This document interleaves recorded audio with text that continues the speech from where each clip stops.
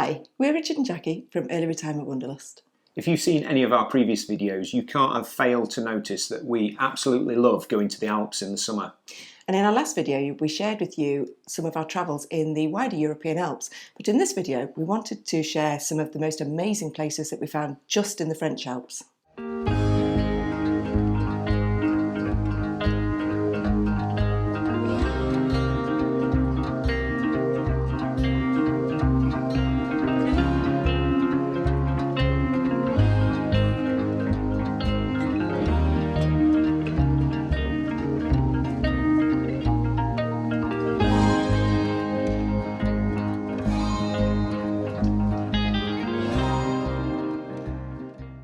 So like we said in our last video, we shared with you some of our travels in the wider European Alps.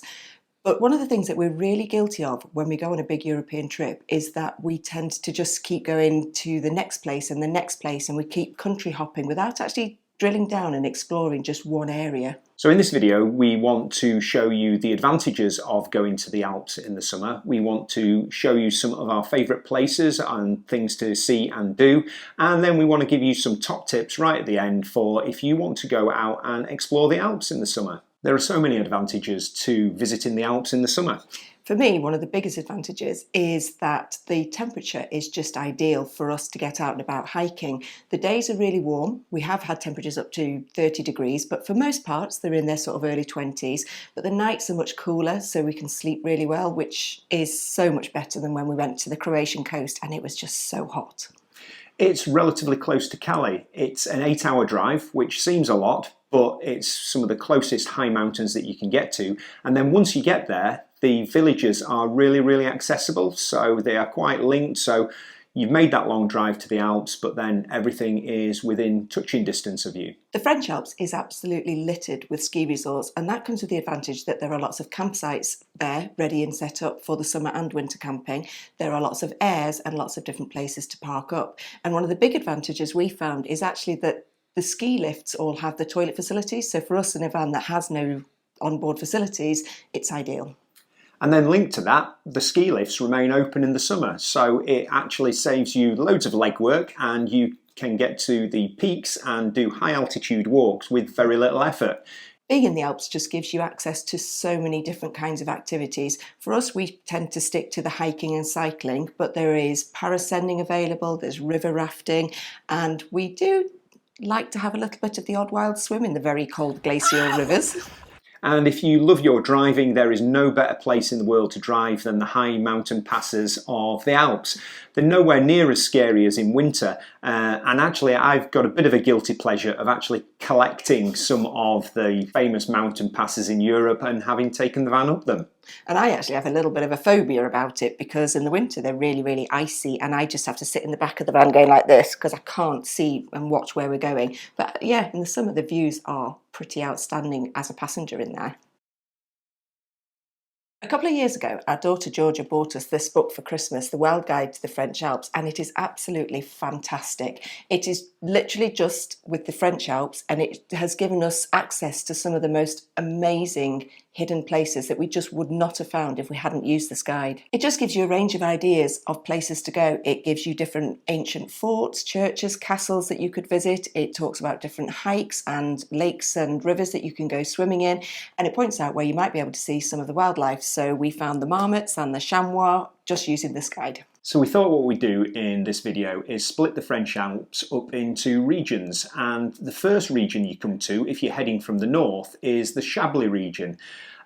We went to the Abondance Valley to start with in that area, and it did not disappoint. Again, thanks to the Wild Guide, we found the most perfect park up high on the mountainside. It was so remote in fact that we had the mountain cows coming down on their own to be milked, and then later in the evening they passed the van clanging their bells on the way back up to the pastures. It was just idyllic for a night away. Moving on from there, we then followed the guide and went to the Port du Soleil ski area, which has got Morzine, Avoriaz and Leger. We stayed for a couple of nights in Morzine. There is a great air there that was really cheap, and I think it was about €4 for your electric hookup. The town of Morzine, we were really surprised. One, it was stunning. It had a really lovely square where we sat and had coffee and watched the world go by, but it also just had this really buzzing atmosphere. It was full of mountain bikers, downhill mountain bikers, and the downhill mountain bikers seemed to have the same sort of vibe as being in the surf villages, so the town just had a really great feel. Adjacent to Morzine, we then moved on to Leger, which had just hosted the World Mountain Bike Championships. So there were still a few top-class mountain bikers nursing their hangovers after a week of competition. It was a lot quieter than Morzine, but again, we had a free air at one of the lift stations, and they kept their lifts going, and it was really well set up for the bikers and hikers. We spent about 3 days in Leger using lifts to get up high, and we just had some of the most unbelievable walks. At times we got lost, but we did find signposts to get us down again, and in the summer it's quite hard to get lost in the mountains. But we also discovered some unbelievable lakes and some beautiful vistas, and also some mountain huts and restaurants that remained open through the summer, so you could actually sit out in the sun, enjoy a glass of rosé and just bask in the wonder of it all. So the next area we want to talk about is the Haute Gif area. It, to us particularly, is much less well known and actually was a lot less busier than the Morzine and Leger areas. We stayed at a great campsite called Camping Le Gif, which was adjacent to the town centre, easily accessible to all the facilities of the town. It had a great vibe again. There was lots of cycling available. It was in a much lower valley. It's not as dramatic. The scenery isn't quite as mountainous. We had a great time there. Actually, we based our cycling there a lot, didn't we? And quite a freezing cold swim, if I remember, in that Lac Blanc. And then we headed up the valley, again taking a top tip from the Wild Guide, to seek out Camping Pelle, which wasn't actually that well publicised on the internet, but once we got there, it was amazing. You drive up to the head of the valley and the road literally runs out and you are faced with the most incredible rock faces. The road obviously stops there. You can actually hike over into Switzerland, and the campsite was beautiful. There was so much good walking around there, but probably the best thing for me was the campsite cat. He was just absolutely amazing, but God bless him, only his mother could love him. I think that is actually one of my favourite campsites that I've stayed at in the French Alps. Just the vistas from the van as you open the door were stunning. One of Jackie's favourite regions in the French Alps is the Chamonix Valley, so I'm not going to let her bang on about it. The Chamonix Valley is a series of villages that are linked throughout the valley, with Chamonix being the main town. It is stunningly beautiful. It's full of history. It was the pioneering mountain centre of the Victorian age, and it's kept a lot of that history. As I say, all the villages are linked and the lift network runs throughout the summer. So if you go up to the western slopes of the valley, we had an amazing day hiking up to Lac Blanc and the mountain hut that's there, and it really does make you feel like you're out there adventuring, and using the lifts makes it so much easier to access those high peaks and those high vistas. Another thing that we really enjoyed, and there was quite a significant cost attached to it, was getting the cable car up to the Aiguille Midi. It is absolutely stunning up there. It's one of the highest points that you can get to in Europe. There is a bit of an exhibition up there that you can have a look around. When we were exploring the area up there, we were quite gobsmacked watching the ice climbers that were literally, we were there in shorts and t-shirts, they were kitted up with full-on crampons, winter gear, and then just seemed to climb out into a precipice off a rope and disappear off. They were off to climb Mont Blanc, I think.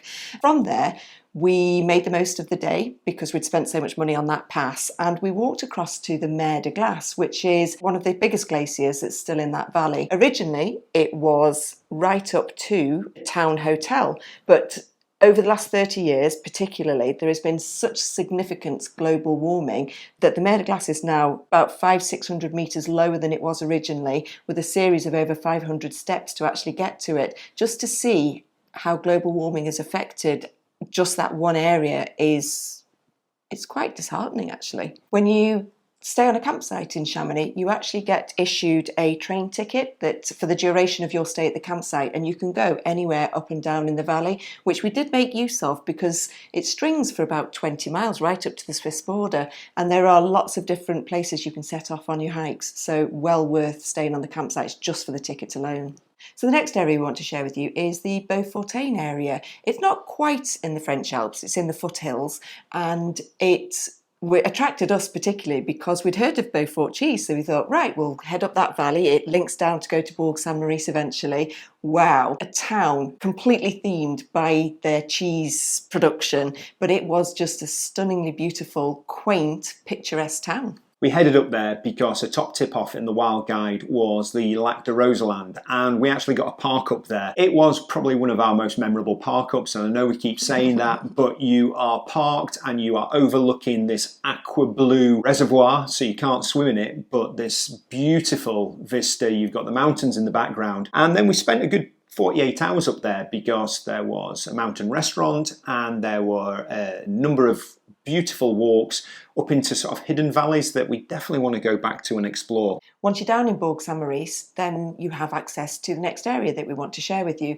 which is the Vanois National Park area and the Haute Marienne. It incorporates all of the ski villages that we've actually been to over this winter, and Val d'Isère, which is one of our absolute favourite ski destinations, and it's brilliant to see what it's like in the summer. Heading up to Val d'Isère is quite impressive because of the Col de Liseran that just runs for over 40 kilometres uphill. Once you get to the village, we found a beautiful little rustic campsite called Camping Richard. Interestingly, prior to doing this video, we checked out some of the Google reviews, and we think we must be off point on it somewhere because we absolutely love this campsite, and yet it's got some like really quite bizarre reviews. It's really simple, it's really rustic, it's pretty accessible for the village, and it's just a fantastic place to stop. The town of Val d'Isère is very chic, in fact chic in the extreme. It is the home of multimillionaires in the winter, yet in the summer it's just got the small village feel, yet you're surrounded by all the glitz and glamour of a high-end winter resort. As you would expect from a village that is completely set up for winter sports, in the summer it's similarly well set up. It has a really reasonable lift pass deal which allows mountain bikers and hikers to get up the mountains. Interestingly, we didn't actually use any of the lifts there. We just hiked pretty much all around the valleys. And something that I would highly recommend if you do ever get to that area is to go into the Vanois National Park. We did a hike from halfway up the Col de Liseran into the park. We wanted to go to one of the mountain huts to have lunch at the restaurant, and that's where we've seen the most wildlife that we've ever come across in all of the Alps. We went through the meadows because it was early summer that was just littered with marmots that were squealing at each other. You could hear them shrieking for miles, which was so cool. Really pretty. We walked through a gorge to actually get into the wildflower meadows, and then right at the top we can't decide whether it was ibex or chamois, but we certainly saw some great big horned creatures that were still on the snowy slopes up in the distance. Another bonus of the Val d'Isère area in the summer is that there is a lot of wild camping and park ups available, particularly if you go through the Manche Valley, which is really beautiful, only about a mile out of the town centre of Val d'Isère, but yeah, lots of cheap camping. And as Jackie points out, please don't think that you can do that in winter, because if there's one area that does not tolerate park ups and wild camping, it's Val d'Isère, and the Manche Valley actually just is under about 3 metres of snow for most of the winter, so it's only a place to go in the summer. So the last area we want to share with you is the Three Valleys ski area. We stayed at a Camping Hootopia site there and used it as a base to explore. So it was Hootopia in a town called Beauzelle, which was based in a forest. It was a really pretty little campsite. But from there we went up to explore Champagny, and that was just stunning. I can remember just sitting and having a really lovely little picnic on the lake there. And another little park up that we found out of the back of a very glitzy Courchevel is the Lac de Rosière. there, which Jackie had found on Instagram. It is on the shores of the most stunning lake with boardwalks that go over. We spent a good 48 hours there at the end of the season, and to be fair, we pretty much had the place to ourselves. So that's as far as we've actually got in the French Alps, and we've only covered a tiny fraction of what's actually out there. We've got many, many trips to come using the French guide as our Bible to explore those areas. If you're travelling off season, one of the things we would absolutely recommend is having an AXI camping card. You get 2 little books that go through pretty much all of Europe, and some of the places that we've stayed, we've had half-price camping pitches, which have saved us a lot of money. When we're not looking at campsites, we use the Park for the Night app in combination with Google Maps, because Google Maps does actually list quite a few campsites in the alpine regions that are not listed on Park for the Night. When we travel in the summer months to keep things on a budget, because we are on quite a tight budget, we tend to have 2 nights where we'll find park-ups using the apps, and then 1 night on a campsite so we can have a good shower and charge anything that we need with electricity. Within the French Alps, there is an amazing network of footpaths and mountain huts, and we would absolutely recommend that you build your high mountain walks to be built around the mountain huts, not necessarily to stay there, but it's a really nice way of stopping off for lunch, sitting in the sun, having a relaxed time before you then head back down the mountains. Something to note though is some of the national parks particularly don't allow dogs. So if you're travelling with dogs, just checking whether the area is dog friendly or not for yourselves. We think one of the main reasons for the dog ban is to do with the wildlife in the national parks, and really do look to get out into the national parks and find that wildlife.